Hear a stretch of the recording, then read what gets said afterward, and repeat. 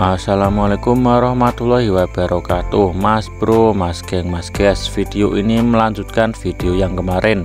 Apabila rekan-rekan sekalian belum menyaksikan videonya, dimohon untuk menonton dulu video upload yang kemarin ya mas geng, karena ini pembahasan terusannya. Dalam penggunaan material PVD sedalam 40 meter ini berfungsi untuk menaikkan air tanah ke permukaan atau ke lapisan timbunan tertentu.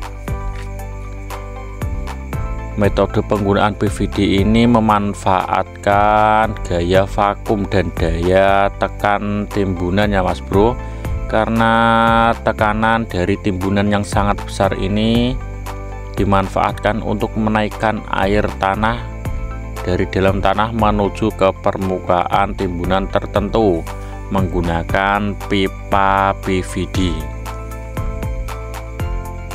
Nah, tujuan penggunaan PVD ini adalah agar tanah menjadi lebih stabil, lebih padat dan lebih kering mas geng, agar bisa mengeras lapisan bawahnya, dan juga untuk mengurangi resiko likuifaksi atau dimana keadaan tanah itu kehilangan kekuatannya akibat guncangan dan pergerakan secara tiba-tiba.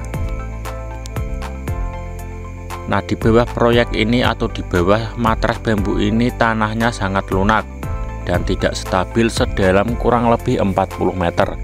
Apabila langsung ditimbun tidak menggunakan matras bambu, nanti timbunannya itu akan langsung tenggelam ke dalam lumpur atau ke dalam tanah lunak di bawah proyek ini. Karena berat dari timbunan pasir atau tanahnya itu lebih berat dari tanah di bawahnya ya mas geng. Ibarat kita meletakkan bebatuan di atas lumpur, nah nanti bebatuan itu akan langsung tenggelam. Bagaimana agar batu tersebut tidak tenggelam ke dalam lumpur?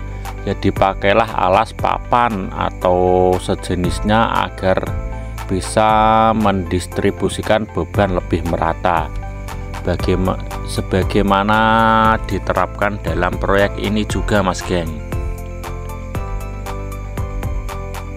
Nah, bambu-bambu ini atau matras bambu ini berfungsi untuk mendistribusikan beban timbunan di atasnya agar lebih merata, atau tidak langsung bebannya itu tidak langsung ke dalam tanah tanah dasarnya ya mas geng, karena tanah dasar itu berlumpur dan tidak stabil.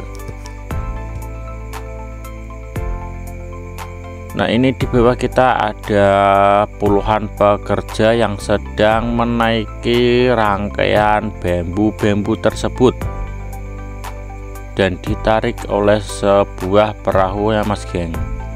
Karena ini jarak penghamparannya cukup jauh dari daratan terdekat, itu sekitar 1 km. Jadi pekerja diangkut menggunakan perahu atau bisa menaiki rakit bambu tersebut ya mas geng. Sebenarnya bambu tersebut nanti digunakan untuk matras, karena tempatnya cukup jauh, jadi diikat menjadi satu dan ditarik menggunakan perahu. Itu adalah cara yang termudah digunakan. Apabila harus melangsir batang demi batang melewati atas matras bambu tersebut sangat jauh dan tentunya juga memakan banyak waktu.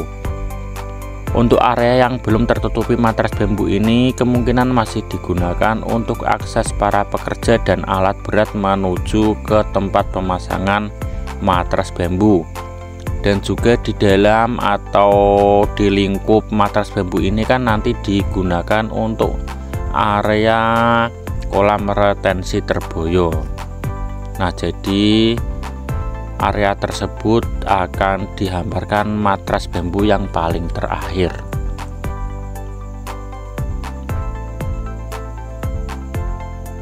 Nah, dulu sempat ada rencana bahwa proyek tol Semarang Demak yang melewati atas laut ini atau yang menjadi tanggul laut ini akan menggunakan material timbunan pasir laut, di mana pasir laut itu akan ditambang atau didapatkan dari perairan wilayah Kabupaten Jepara, Mas Geng.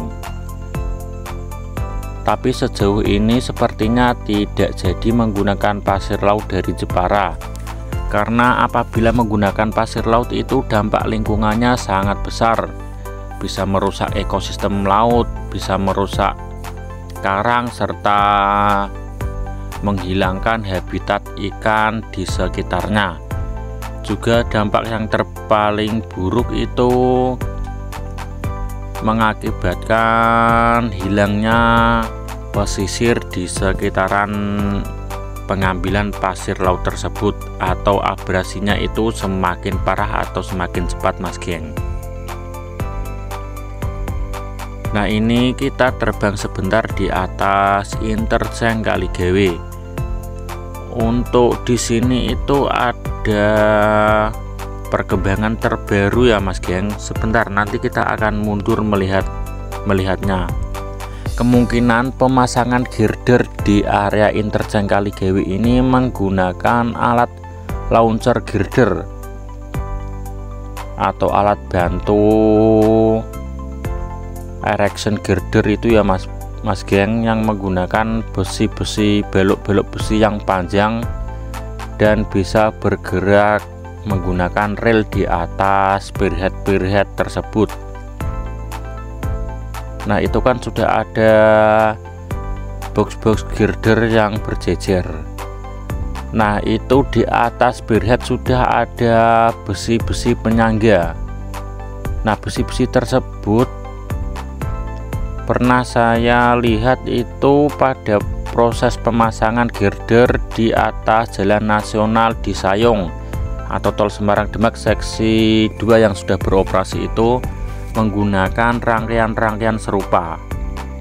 Sepertinya itu nanti digunakan untuk rel dari launcher girder.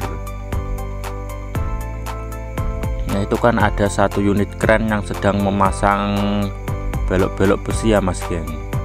Nah, nanti kita tunggu progresnya bagaimana. Oke ya, Mas Geng, nanti kita akan upload videonya beberapa hari atau 1 minggu ke depan. Oke, wassalamualaikum warahmatullahi wabarakatuh.